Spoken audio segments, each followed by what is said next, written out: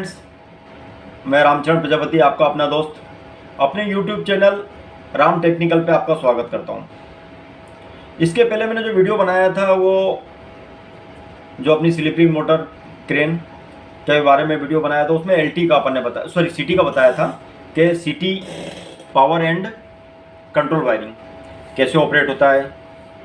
अब ये जो है हमारा, उसमें क्या सिंगल अपने एक ही मोटर यूज करते हैं। ये हमारा LT है, इसमें हम दो मोटर यूज करते हैं, ठीक है। LT के लिए जो बोलते हैं लॉन्ग ट्रेवल्स, इसमें दो मोटर यूज करते हैं। उसमें अपने रेजिस्टेंस के 2 स्टेप थे, इसमें रेजिस्टेंस के 3 स्टेप हैं, ठीक है। तो दोनों मोटर के लिए अलग अलग है, जैसा कि आप देख रहे हैं। ये MCC भी है, ये हमारी DSL लाइन है, वहाँ से 3 फेस आया RYB, 2 contactor same reverse and forward, जैसा कि आपको पता ही है। यहाँ से थोड़ा मॉडिफाई हुआ है, ये हमारा रिवर्स फॉरवर्ड। अब रिवर्स चलेगा तो भी दोनों मोटर ऑपरेट होगी, फॉरवर्ड चलेगा तो भी दोनों मोटर ऑपरेट होगी, ठीक है। दोनों मोटर के लिए अपन ने अलग अलग रिले यूज करी है, जैसा कि आप स्क्रीन पे देख रहे हैं। ये मोटर है, ये ब्रेक है, ये कॉन्टेक्टर है रेजिस्टेंस को बाईपास करने के लिए, ठीक है। 40 3R40 3R41 3R42, ठीक है। ये रिले दूसरी वाली मोटर के लिए, मोटर ब्रेक जैसे स्क्रीन पे लिखा ही है, मोटर ब्रेक। 4R40 पहला स्टेप काटने के लिए, 4R41 दूसरी स्टेप काटने के लिए, 4R42 तीसरी स्टेप काटने के लिए, ठीक है। जैसे हमारा 3C1 मेन कॉन्टेक्टर, 3C1 और 3C2 दोनों रिवर्स फॉरवर्ड कॉन्टेक्टर हैं। अगर हम इसको ऑन करते हैं तो सप्लाई कहाँ जाएगी, यहाँ जाएगी। यहाँ आने के बाद मोटर घूमने लगेगी अपनी, और इधर से सप्लाई सीधे अपने इस रिले में जाएगी और मोटर घूमने लगेगी, ठीक है। जब मोटर घूमेगी उसके बाद जो हमारा दूसरा वाला, हम मास्टर कंट्रोल का गियर चेंज करेंगे, लीवर लगाएंगे दूसरा वाला।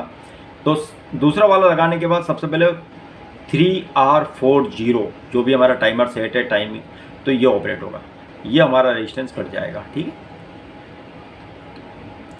तीसरा वाला गियर चेंज करेंगे, तीसरा वाला, क्योंकि पहला वाला तो इसमें हुआ, दूसरा वाला इसमें, तीसरा वाला इसमें। जब तीसरा वाला गियर हम चेंज करेंगे, मतलब लीवर चेंज करेंगे, तो हमारा क्या होगा, जो भी हमारा टाइमर डला हुआ है, टाइम डला हुआ है टाइमर का, उस टाइमर के बाद ये वाला हमारा क्या कॉन्टेक्टर ऑपरेट हो जाएगा। और कॉन्टेक्टर ऑपरेट होने के बाद ये वाला रेजिस्टेंस कट जाएगा। ये वाला तो पहले कट गया था, मतलब यहाँ ये ऑपरेट हुआ तो इतना रेजिस्टेंस बाईपास, ठीक है। ये शॉर्ट हो गया, हमारा शॉर्ट लिंक है ये ऊपर। जब दूसरा वाला होगा तो ये वाला रेजिस्टेंस बाईपास हो जाएगा। जब हम चौथा वाला लीवर मारेंगे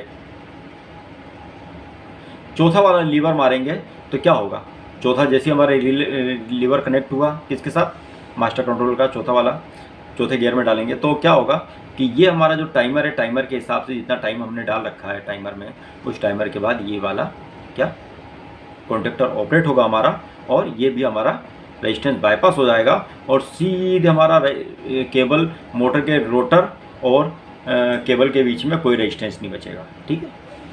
सीधे इधर से शॉर्ट हो जाएगा अपना मोटर, पूरी स्पीड में आ जाएगा। स्पीड के बाद अपना क्या कहते हैं, प्रॉपर तरीके से काम करने लगेगा, ठीक है। बट स्लीपरिंग मोटर लगाते हैं हम, उसके साथ रेजिस्टेंस लगाने का एक ही कारण है मेन, करंट कंट्रोल, दूसरा टॉर्क कंट्रोल, लोड लेने की कैपेसिटी हमारी बढ़ जाए, ठीक है।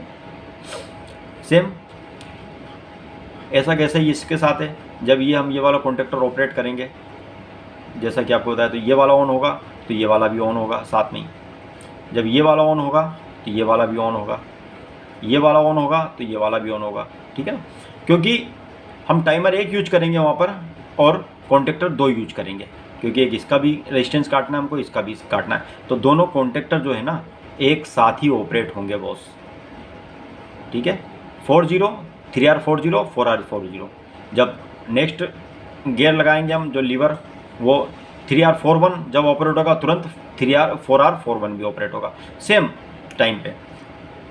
3R42 4R42 भी सेम ही टाइम पे, ये देखते हैं हम किस में, अपने कंट्रोल वायरिंग में। ठीक है, तो चलते हैं कंट्रोल वायरिंग में।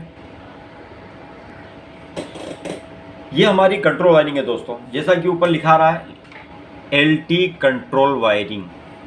ठीक है ना, 110 volt 0 volt same control wiring में देखेंगे हम। ये देखिए हमारा 3MC1 मास्टर कंट्रोल का नाम है, 3MC1 मास्टर कंट्रोल का। ठीक है, तीसरा वाला है, और master control 1 contact, master control 2 contact. ठीक है, पहला कॉन्टैक्ट मेन कॉन्टैक्टर, मतलब जो अपना रिवर्स को ऑन करने के लिए या फॉरवर्ड को ऑन करने के लिए। दूसरा वाला C2 है जो वो फॉरवर्ड या रिवर्स जो भी है, एक में से अगर रिवर्स इसको मानते हैं तो फॉरवर्ड इसको। ठीक है, तो उसको ऑन करने के लिए सेम। इसके आगे लिमिट स्विच लगे हुए दोनों, लिमिट स्विच जब प्रॉपर होंगे तभी जाके कॉन्टैक्टर ऑपरेट होगा। उसके बाद 3C2 3C1 जो हमारा कॉन्टैक्टर का इंटरलॉक होता है, NC यूज करते हैं, 3C2 का इधर और 3C1 का इधर। ठीक है, ये 3C2 है, इधर आ गया, 3C1 इधर आ गया। क्लियर। अब हमको क्या करना है,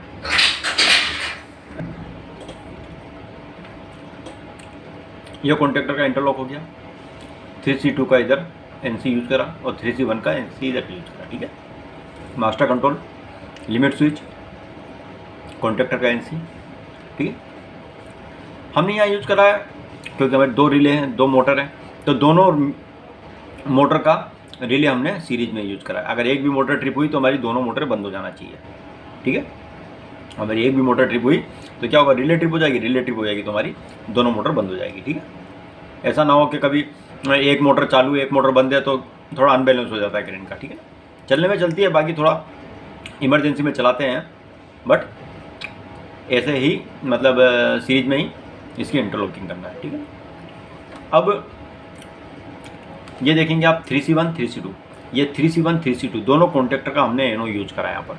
ठीक है, अब मैं देखता हूँ 3C1, जब 3C1 कॉन्टैक्टर मेरा ऑपरेट होता है, ठीक है, तो ये क्या बन जाएगा दोस्तों, NC बन जाएगा। ठीक, जैसी NC बना, ये ऑपरेट हो या ये ऑपरेट हो, क्या होगा, T टाइमर ऑपरेट हो जाएगा। अब T टाइमर का हमने देखा 3R40 4R40 दोनों कॉन्टैक्टर, जैसा कि मैंने बताया, तो दोनों मोटर का एक एक कॉन्टैक्टर है। ठीक है, जब दोनों कॉन्टैक्टर का हमने NC यहाँ यूज करा, 3R40 और 4R40, जब ये कॉन्टैक्टर बंद रहेंगे उस समय हमारे क्या होगा, ये वाला टाइमर हमारा ऑन हो जाएगा। जैसे हमने ये वाला अपना मास्टर कंट्रोल का लीवर मारा तो 3C1 ये कॉन्टैक्टर ऑन हुआ, ऑन होने के बाद क्या होगा, सीधे T6 ऑपरेट हो जाएगा। क्यों, दोनों कॉन्टैक्टर का NC यहाँ यूज करा। ठीक है, उसके बाद क्या होगा, ऑपरेट हो गया। अब हम जब ये वाला, कौन सा, ये वाला 3MC3, ये क्या है, तीसरा वाला लीवर है जो हमारा मास्टर कंट्रोल का है। ठीक है, पहला वाला ये था, दूसरा वाला लीवर ये सेंटर में न्यूट्रल। अब ये 3MC1 MC3, जब हम गियर आगे बढ़ाएंगे तो क्या होगा, ये हमारा NC हो गया, कॉन्टैक्टर का NO क्या है, NC बन गया यहाँ पर, तो ये NC है।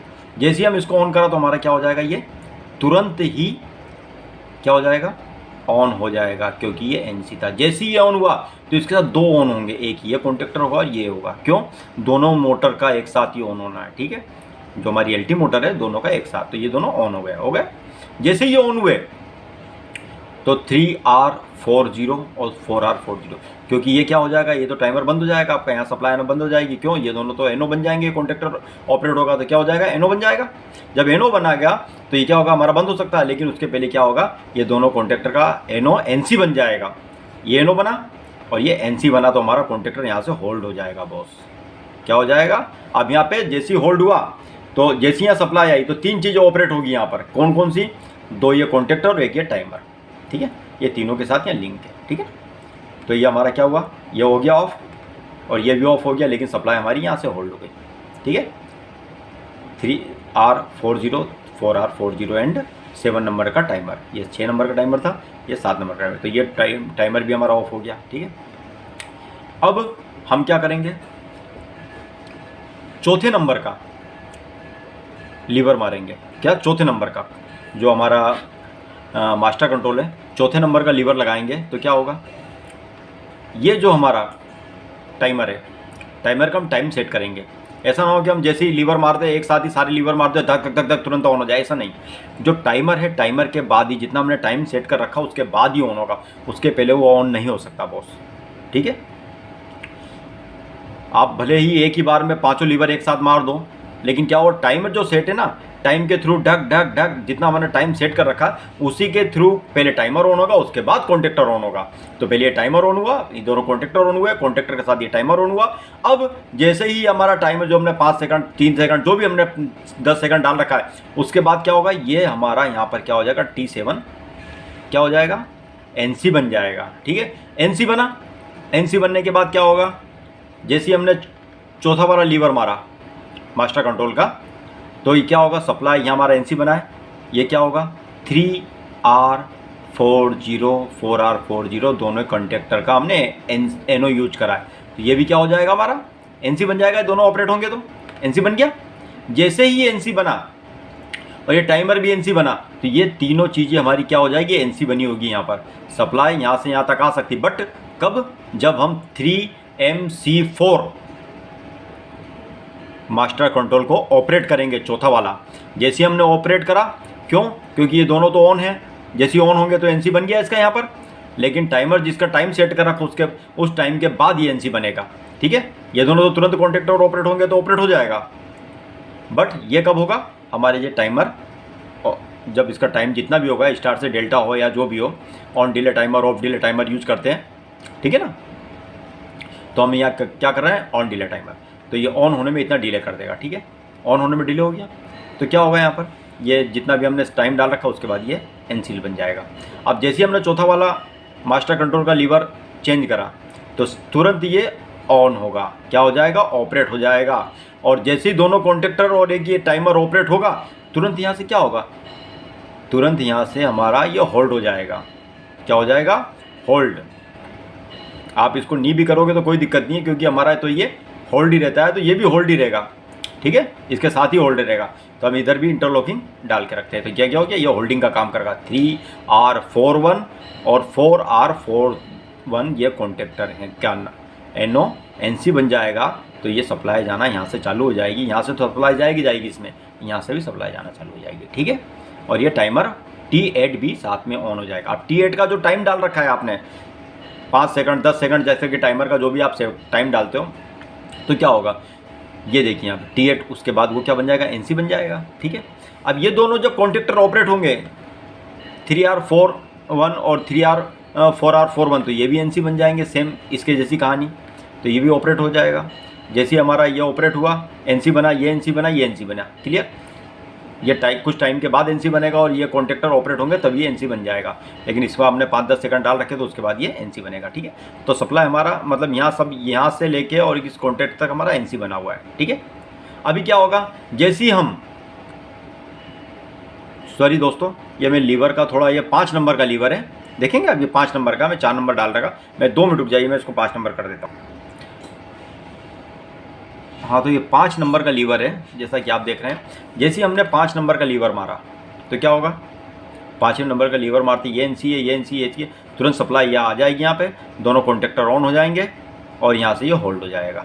ठीक है, ये कहानी हमारे इस कॉन्टेक्टर के साथ हुई 3C1 के साथ। क्लियर, इतना आपको समझ में आया होगा कि हमारा जब ये कॉन्टेक्टर ऑपरेट होगा तो ये सब किस तरीके से सिस्टमेटिक चलते हैं। अब हमारा 3 स्टेप है। ठीक है, 3 स्टेप है, तो हमारा आगे टाइमर लगाने की जरूरत नहीं है। अगर चौथा स्टेप होता तो हम टाइमर लगा के आगे भी ऑपरेट कराते। ठीक है, यहाँ तक हो गया। अभी जब ये तो हो गया हमारा 3MC1, जब हमने लीवर रिवर्स फॉरवर्ड कंडीशन में चलाया तो ये तक कहानी थी। जब हम फिर 0 करके फिर जब इसको चलाएंगे हम 3MC2, मतलब अभी हमारा फॉरवर्ड चलाया, अब रिवर्स चलाएंगे। जब रिवर्स चलाएंगे तो सेम प्रोसेस रहेगा। लीवर हम ऑन करेंगे मास्टर कंट्रोल का, ये हमारा लिमिट स्विच है, ये हमारा इसका 3C1 का NC है और सीधा कॉन्टेक्टर ऑपरेट। ठीक है, कौन सा, रिवर्स वाला। फॉरवर्ड वाला हमने चला लिया, अब रिवर्स वाला चलाएं, सेम चलाएंगे। ये जो प्रोसेस है सेम वैसे ही ऑपरेट होगा जैसे 3C1 है।